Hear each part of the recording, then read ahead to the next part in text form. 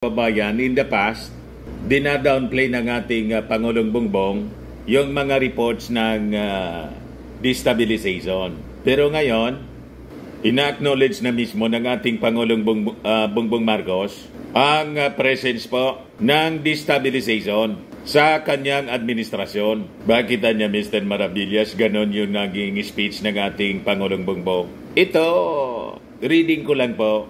Nandun kasi si Inday.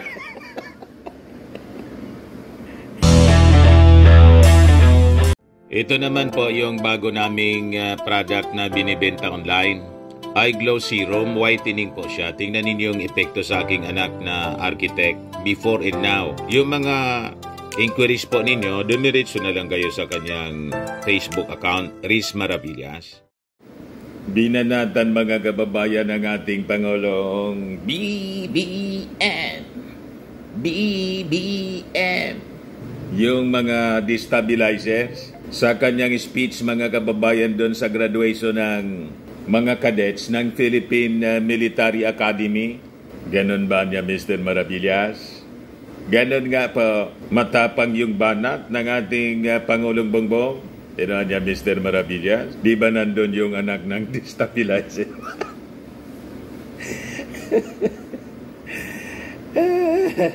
Nandun po. Nagipagbiso-biso pa sa ating Pangulong Bongbong. Para niya, Mr. Maravillas, plastic yung yung smile. Parang. Ikaw niya, Mr. Maravillas, inintriga mo naman niya Kahapon pa naman may rally doon sa Liwasang Bonifacio na ang panawagan, Inday resign. Hindi man po as Vice President, kundi nag-rally yung mga Marcos loyalists. Ang panawagan nila, Sara resign as DepEd Secretary. Ayan pa, marami rin pala yung pumunta doon. DepEd Secretary Sara Duterte resign. Yan ang panawagan po doon sa rally. Anya, Mr. Maravillas, di ka ba na-invite? May nag-invite sa akin po na pumunta doon. Kaya lang po, busy tayo. Hindi tayo nakaluwas ng Maynila. Marami tayong ginagawa dito sa province. Dito na muna tayo. But we support, mga kababayan, yung panawagan para sa pag-resign, mga kababayan, ni Inday. Kasi wala mang nangyayaring maganda sa DepEd. Diba? But anyway, balik tayo dito sa ating kwento. Yung mensahe ng ating Pangulong Bongbong Marcos sa graduation ceremony, mga kababayan, ng Philippine Military Academy. Ito siya, Bongbong Marcos Islam's destabilization plots at PMA graduation. Kinundi na niya po, mga kababayan, yung tinawag niyang blatant attempts at destabilization. So sabi niya po, this is a time of birth pains, sadly, of opportunism, blatant attempts at destabilization, and last-ditch efforts to cling to the rapidly disappearing past. Sabi ng ating Pangulong Bongbong Marcos, oportunista niya. Bakit niya, Mr. Maravillas, biglang lumabas yung mukha ng Vice Presidente, biglang pumasok po. Yan po yung sabi ng ating Pangulo. This time, of birth pain, sadly, of opportunism, blatant attempts at destabilization, and last-ditch efforts to cling to the rapidly disappearing past. So, makita ninyo, mga kababayan, in the past, dinadownplay ng ating Pangulong Bongbong yung mga reports ng destabilization. Pero ngayon, ina-acknowledge na mismo ng ating Pangulong Bongbong Marcos ang presence po ng destabilization sa kanyang administrasyon. Bakit niya, Mr. Maravillas, ganon yung naging speech ng ating Pangulong Bongbong? Ito, reading ko lang po. Nandun kasi si Inday.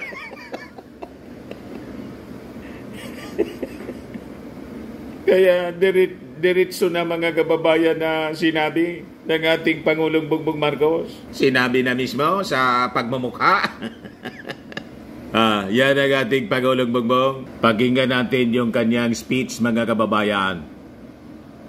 The all-important parents and loved ones, mentors and supporters of our PMA graduating class, my fellow workers in government, other distinguished guests, ladies and gentlemen, a pleasant morning to you all.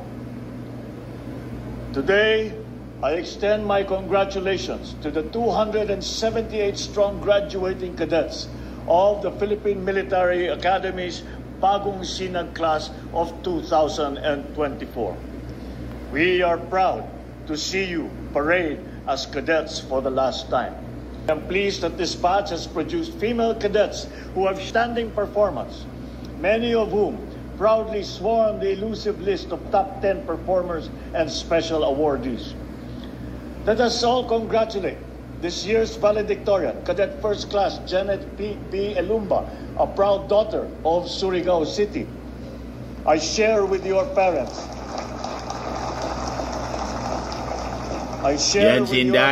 the immense pride and joy that I know they are feeling right now. Tomorrow, it will be the people's turn to welcome you on your first tour as commissioned officers. Sa pagbaba ninyo sa kanila, alam kong dala-dala ninyo ang tanglaw ng bagong sinag na akma ninyo ipinangalan sa inyong hanay. The race that will not only blaze the path of your careers, but will illuminate the good, the feats, and be a source of enlightenment. You have fought hard, and for that cherished spot that you now occupy in the long gray line of torchbearers of freedom. And as you consecrate your lives to the defense of the Republic, I know you will neither fear nor falter, nor will you fall back. For you are products of the best military school in the world. You come from a great tradition of excellence. This academy has not only trained you to be proficient in warfare, but to be the champions of the welfare of our people. Because soldiering now is no longer limited to defending territories, but to improve the lives of the people who live there. This is what you have signed up for in your military career, for which you have the simplicity and the safety of civilian life. This and honor code are your non-negotiables. Like those who have come before you. You will forego the comforts of home so our people will be secure in theirs. You will endure physical separation from your loved ones so that families can live in peace in communities that you will protect. Your sacrifices will not be in vain. Your gallantry will not be squandered by those who benefit from it. More so if they see that you have adhered to the following tenets of your calling and the demands trust that you hold. You will respect civilian authority. You will protect the liberty of our people. You will defend the sovereignty of the state, and you will ensure the integrity of the national territory. You will abide by these words, even in the most trying of circumstances. When rations grow thin, morale is low, let these words continue to sustain you. It is this very sense of mission which makes your profession most noble. So hindi lang po yung destabilization, yung mga destabilizers ang nabanggit ng ating Pangulong Bongbong Marcos, kundi pati yung threat sa ating territory, our national sovereignty. Kasi konektado po siya, mga kababayan. Itong mga destabilizers, mga pro-China ito. Di ba? So yun ang naging sentro ng mensahe ng ating Pangulong Bongbong. So sabi niya, we will vigorously defend what is ours. Marcos said the Philippines will abide by laws as it defends its territory against disrespectful intruders. Pero sabi niya, our conduct niya always guided by laws and by our responsibility as rules-abiding member of the community of nations. Against evolving threats that harm our people and corrode social and political trust, we will be adept, we will be flexible, and we will be ready in repelling such things. Sabi ng ating Pangulong Bongbong. For when we say Bagong Pilipinas, we do not only mean a great nation yet to come. We also refer to a great nation that we are actively building one day at a time.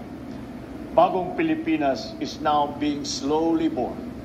This is a time of birth pains, sadly of opportunism, blatant attempts of destabilization, and last ditch to cling to the rapidly disappearing past.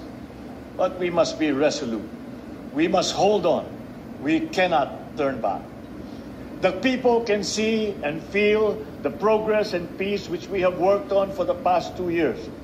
The Southern Front has been relatively quiet. Development has replaced the blast of cannons and booms. What we are facing now are a blatant disregard of international accepted principles, of weapons of mass destruction by parties who seek to drive a wedge between a united citizen. But people are not fooled. They can see through such schemes. So these attempts to divert our attention and dissipate our energy better spent on making the country should pay from the urgent tasks ahead. And that is to keep our people safe in their homes, our territory secure, our defenses against threats strong, and our democracy stable. You are now inductees in the national effort to attain the following. Against parties whose fossilized ideas have been rejected by a people tired of war, no quarter will be given. But we offer peace of the principled kind that will uproot the causes of social discontent. Against intruders who have been disrespecting our territorial integrity, we will vigorously defend what is ours, but our conduct always guided by law and our responsibility as a rules-abiding member of the community of nations. Against evolving threats that harm our people and corrode social and political trust, we will be adept, we will be flexible, and we will be ready spelling such things. So to carry this out, our future cadets will have to be ready.